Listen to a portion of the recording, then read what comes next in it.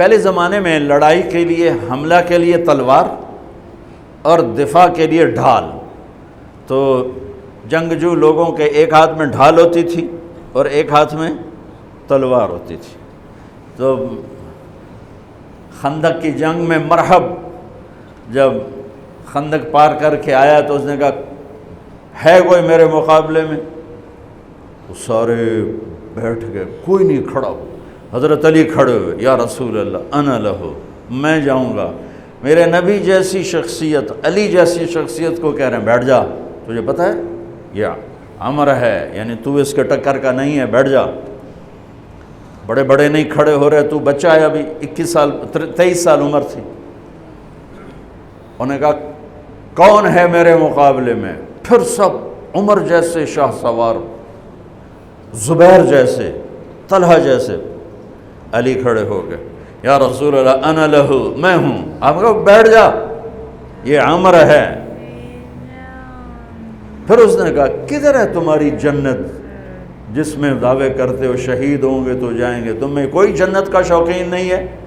پھر کوئی نہیں کھڑا ہوا. علی کھڑے ہو گئے، یا رسول اللہ انا لہو. واہ، امام المتقین، من کنت مولاہ فعلی مولا، جس کا میں مولا ہوں علی اس کا مولا ہے علیہ الصلاۃ والسلام. بیٹھ جائیے، عمر ہے یا رسول اللہ. پہلے تو آپ بیٹھتے رہے، جب تیسری دفعہ آپ نے کہا بیٹھ جا، کہا اب نہیں بیٹھوں گا. وَإِنْ كَانَ عَمْرًا، عمر بھی ہے تو میں جاؤں گا. آپ نے کہا اچھا چل جاؤ. پھر آپ نے ان کے لیے دعا کی. اب ان کے ایک ہاتھ میں انا الذی صمتنی امی حیدرا کلیث غابات کریہ المنظرا اوفیہمی بالساء کیل السندرا. یہ شعر پڑھتے ہوئے جا رہے تھے. میں ہوں جس کا نام اس کی ماں نے حیدر رکھا ہے. حیدر شعر کو کہتے ہیں، شعر، اس لیے آپ کو حیدر کرار، کرار کہتے ہیں پلٹ پلٹ کے حملہ کرنے والا. تو آپ کا لقب تھا وہ شعر جو پلٹ پلٹ کے حملہ کرے اور سامنے کسی کو نہ چھوڑے. تو جب آپ پہنچے تو آپ بچے سے، وہ 100 لڑائیاں لڑ چکا تھا، تو کہنے لگا کون ہو؟ کہا میں علی ہوں. چہرہ تو چھپایا ہوا تھا. کہنے لگا علی بن عبد المطلب، آپ کے دادے کا نام لیا. مطلب کے بیٹے، عبد المطلب کے بیٹے علی. آپ نے کہا نہیں، بن ابی طالب، میں ابو طالب کا بیٹا علی. کہہ رہے بھتیجے تو کہاں سے آ گیا؟ جا جا واپس، تجھے مارنا مجھے چنگا ہی نہیں لگتا. یعنی وہ ایسے یقین پر ہے کہ بھائی بچے نو تو میں مروڑ دیونا ہے. تو دوسرا قرابت رشتہ نکل آیا. کہا نہیں نہیں نہیں نہیں، محمد سے کہو کوئی اور آئے. انہوں نے کہا میں ہی تینوں کافی ہاں. کہا میں تجھے مارنا نہیں چاہتا. علی نے کہا پر میں تو تجھے مارنا چاہتا ہوں. اس کو غصہ چڑھ گیا. اس نے آ کے جو ادھر کے وار کیا تو حضرت علی نے ڈھال پہ روکا. وہ میں بتا رہا ہوں کہ ڈھال کا تصور کیا ہے. اس پر یہ سارا واقعہ مجھے یاد ہے کہ دشمن کے وار کو ڈھال پہ روکا جاتا تھا. تو پھر اس میں جس کا داؤ پہلے لگ جاتا وہ پار ہو جاتا. تو اس نے 2-3 وار کیے، حضرت علی نے ڈھال پہ روکے. پھر اس نے جو ایک زور سے وار کیا تو اس نے ڈھال کو توڑ دیا اور کندھے پہ آ کے تلوار لگی اور کندھا زخمی ہو گیا. اب حیدر کرار بنا، پلٹ کے حملہ کرنے والا. زخمی شیر زیادہ غصے میں آتا ہے. حضرت علی نے جو پلٹ کے اس پہ وار کیا تو اس نے ڈھال آگے کی. تو علی کی تلوار نے ڈھال کو توڑا اور کندھے پر لگی. اس کی بھی کندھے پر لگ کے بس طاقت ختم ہو گئی. لیکن کرار کی تلوار ڈھال کو توڑا، کندھے کو توڑا اور پوری باڈی کو چیر کے 2 حصوں میں پھینک دیا. تو اس کی لاش پہ پاؤں رکھ کر کہا عبد الحجارۃ من صفاحت رأیہ وعبدت رب محمد بالصواب. یہ ہے پتھر کا پجاری اور میں ہوں رب محمد کا پجاری.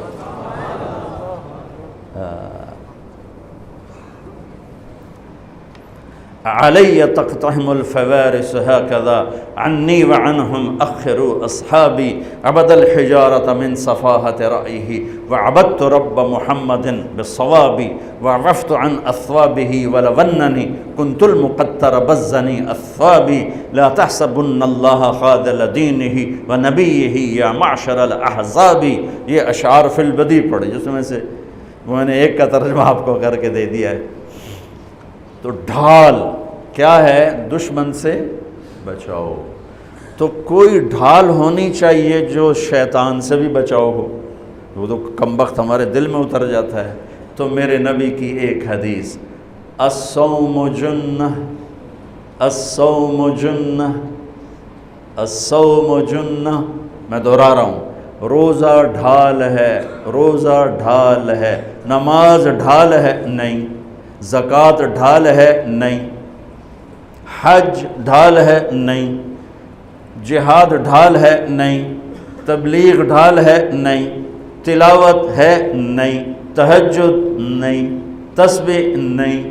قربانی نہیں۔ خیرات نہیں۔ کیا؟ روزہ شیطانی لشکر کے خلاف ڈھال ہے۔ اس لیے میرے نبی رمضان کے آنے کو پورا سیلیبریٹ کرتے تھے۔ اتنا نہ حج، نہ نماز، نہ روزہ، نہ زکوٰۃ، جتنا حج کو، روزے کو میرے نبی استقبال کرتے تھے۔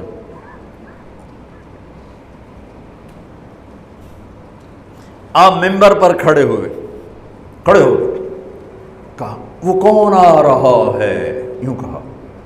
اب صحابہ کا منہ تو ادھر ہے، ماذا یستقبلکم وماذا تستقبلون، وہ کون آ رہا ہے، تم کس کے سامنے جا رہے ہو؟ حضور ایسے ہو گئے۔ پھر آپ نے کہا ماذا یستقبلکم وماذا تستقبلون، وہ کون آ رہا ہے، کس کے سامنے جا رہے ہو؟ پھر صحابہ ایسے ہو گئے۔ پھر آپ نے کہا ماذا یستقبلکم وماذا تستقبلون، وہ کون آ رہا ہے، کس کے سامنے جا رہے ہو؟ حضرت عمر کھڑے ہو گئے، یا رسول اللہ اوحی نزل، کوئی وحی آ گئی؟ آپ نے کہا لا نہیں۔